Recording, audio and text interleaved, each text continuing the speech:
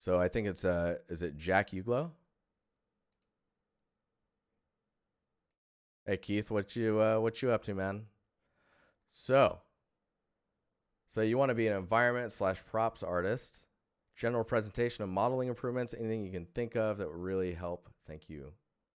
Or thanks so much. Okay, let's just scroll through here.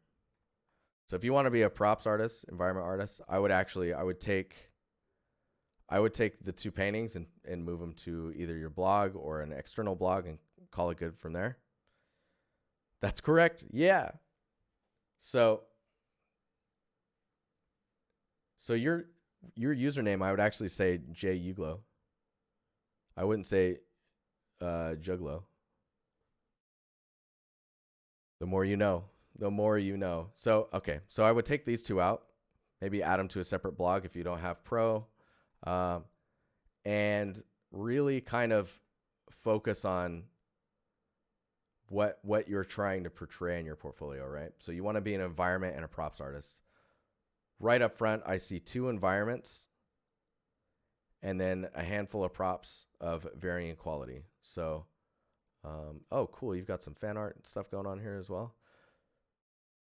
I would take your 2 scenes, maybe even this one, put this one in the front, then the King Arthur second, and then any relevant content for these should be inside of these, right? So like, for example, the Millennium Falcon control panel should probably be in here, right? What is this one? The military radio. So it's just like a asset prop exercise. Oh, there's another environment here. How old is this one? 3 years. Okay. How old is this? 2 years, 6 months. Dang, let me see that one again. So this one's really cool. Pretty well done modeling wise, and the thought process behind the materials, and like where stickers are at and stuff. Look at this. Ryan's he's dropping it in there. He was just reviewed. Now he's already in your portfolio. I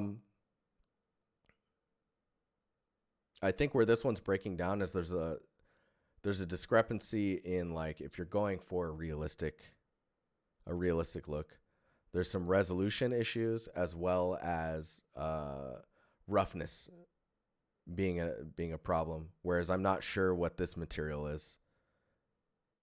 If this is supposed to be like a painted metal, the roughness of it doesn't really imply that. There's a lot of like glow going on in the background here. I really like this presentation. I would probably what is it? Maybe add like a shadow, like a really diffused shadow behind this prop. Like if we, let me see here. I'm just gonna do this. I'll see if this works. So if you have this prop, right? Let me just dupe this, and we'll add a mask, and I'll just paint away some of it, and then I'll go in and add like a, not a stroke, where are we at here? Drop shadow. And the drop shadow is going to be full, but size-wise, it's going to be quite diffused. Pretty spread we're going to turn up. All right, cool. So let's wipe that. And then you can see, like, if we go in and like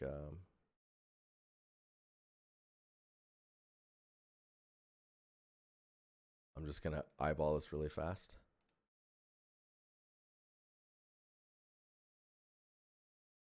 Of course, this inside area is going to just look wrong, but we'll just do that. So you can see, like, just from doing this, you see how much you're popping from the background. So if you can, like, I mean, I'm sure you have this already cut out with the background separate. You get that nice pop, but it doesn't feel cheap. Whereas, like, if the shadow was really, really tight, I think the other thing you can do is, like, if you double click and you grab you're in this layer view now, you can actually grab the drop shadow once this is selected and move it around. So you could offset it to just being more so on the right if you wanted. And then you can, like, after you've positioned it all, you can lower it down and just get it to the right amount that you want. Of course, I hacked this all together, so there's all types of weird issues and stuff going on. But I think that gets the point across. But yeah, it's really about your roughness and really understanding what the materials are that you're trying to portray. Man, there's so much character going on in here. It's really nice. Yeah, so with removing these assets here are that, I guess they're part of this scene, maybe? There's that couch. Is there a lantern in here? Let's see here. There's the light in the corner. That one there. No lantern in here, I don't see. A fireplace feels a little squished. Also, think about how far the light of a candle will cast. Maybe it'll go about this far, so then this wall should be quite dark. That's me assuming, though. I don't know. I don't light candles all too much. So there's some bits of story and stuff going on here, it looks like. But yeah, really understanding, it feels really strange for couches to not have the little feet, right? So it's strange seeing the edge just meet the ground.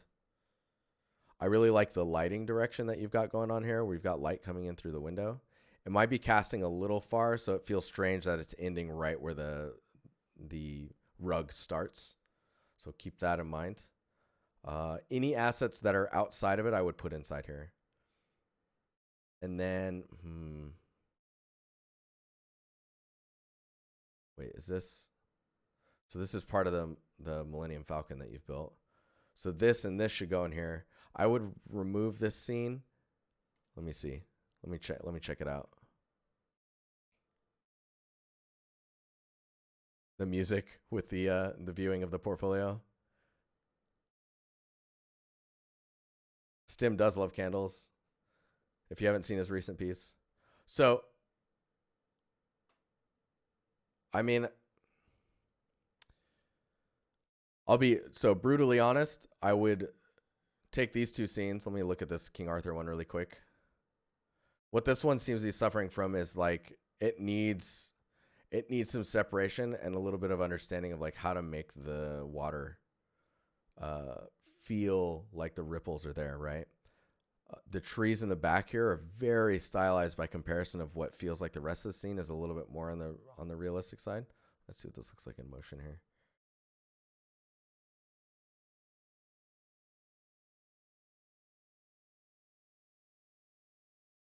Yeah. Okay. So it feels like it's running in slow motion. Maybe the water is moving a little slowly, but I would take your fan art, put it behind your scenes, combine all the assets that are supposed to be in the scenes. I'd probably remove this material just because it's like, I mean, it looks cool, but it's not too complex. And it's not really the focus of like what you want to be, right? As an environment artist, take all the other assets that need to go in here, add that to this one, add this one to your Falcon. Fan art should go near the end probably, unless you're super like, it's super high tier, you know?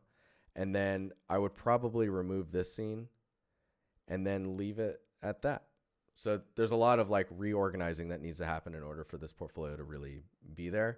But I think just doing that, you'll increase the quality of your portfolio by quite a bit almost immediately. These types of thumbnails also are quite weak just because of the way they're framing assets that are just kind of by themselves. Whereas like if it's an asset by itself, you expect it to be quite close. Like I wouldn't even put this band in here. I would just focus on the whole like lantern being right here and this chair being really close, or like an interesting angle on the chair. But yeah, I would move these into this scene. And yeah, hopefully that was helpful for you, man. I'm going to get on to the next one. Do you have any questions before I move on? Oh, Denisium had a question too. You feel like tutorial pieces don't belong in portfolios. I mean, I can agree with that. I think once you start building your own personal stuff, you should remove the tutorial assets and call it good. You got to start somewhere though at the same time. Any comments on my recent props at all? So these guys, let's look at your Mandalorian one. Oh, that's really interesting. So this one's cool, but is it really all stone? It's really strange to see like bolts in stone. Poly count wise, it's a little high. You could probably do with like one less edge in this bevel. This is pretty nice. Thinking about like where all the crevices build up dirt and whatnot. There's a lot of extra geometry up here. Ooh, some nice material variation in this one. Some nice, you got some cool looking metal. I mean, these look pretty good. It's really about like how you're managing your geometry usage and then adding kind of dirt and grime where you expect it to be. And this, like, presentation wise, this image is very weak. Like, you're gonna want to add these in here as well and just kind of like try and like these two also are like, do you really need to show both of these ones, right? So think about that. And yeah, I actually really like this one. I think if there are some close-ups of it and you optimize the geometry here, dude, that pipe is serious on the poly count. It definitely doesn't need to be that high. This one could probably be cut in half or more without any noticeable visual difference. But yeah. And then if we look at the Thor one, the hammer looks pretty cool. The rock / tree thing that it's in doesn't really do it for me, I guess. But the hammer looks good, man. I think you just stick with the hammer and you're good to go. Curious if you're watching that new Avenger game.